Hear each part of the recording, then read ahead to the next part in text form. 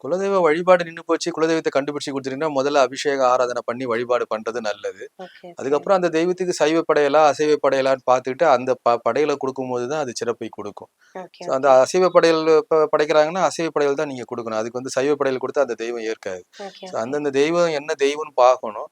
அந்த தெய்வத்துக்குரிய படையல நீங்க போடணும். அப்பதான் அந்த ம். தெய்வம் சாந்தமாகும். ஓகே. அது குடும்ப தெய்வம்ன்றது வீட்டிலே வணங்குறது. உங்க குடும்பத்துக்காக வாழ்ந்த மறைந்த தெய்வங்கள், ம். முன்னோர்கள் அது. ம். அது வீட்டிலேயே காவல் காக்கும். பல்லி ரூபத்துல உட்கார்ந்துட்டு இருக்கும். அது ம். சிம்டம் குடுத்துக்கிட்டே இருக்கும். உங்க வீட்ல அது அது உங்க பல்லி இருந்தா லட்சுமி கடாட்சம். வரதராஜ பெருமாள் கோயில்ல கூட பார்த்தீங்கன்னா, பல்லி தொட்டு கும்பிட்டுட்டு போங்கன்னு சொல்லுவாங்க. தோஷம் நிவர்த்தி ஆகணும். ஸோ வீட்ல பல்லி இருந்தா நல்லது. வீட்ல பல்லி இருந்தா நெறைய பேருக்கு ஆமா சார். இப்போ யாரும் பள்ளி சாவடிச்சிடுறாங்க. வைக்கிறது கிடையாது. பயப்படுறாங்கன்னு சொல்லி உட்கார்ந்து வீட்ல பல்லி இருந்தா லட்சுமி கடாட்சம். தெய்வ அனுகூலம் இருக்குன்னு அர்த்தம். ஓ! ஸோ பல்லி சூப்பர் இருந்தா சார். விரட்டக்கூடாது. அது ஓகே, நம்மள ஓகே. நம்மள மறைமுகமா நம்ம வேற ஒரு ரூபத்துல உட்கார்ந்துட்டு இருக்குன்னு அர்த்தம். நீங்க ம். புது வீடு ஷிஃப்ட் பண்ணிட்டு போனா கூட அங்க கூட பல்லி வந்து உட்கார்ந்துருக்கும் பாத்தீங்களா? ஆ. நீங்க என்னதான் வீடு ஷிஃப்ட் பண்ணா கூட அந்த தெய்வம் வந்து உட்கார்ந்துரும்.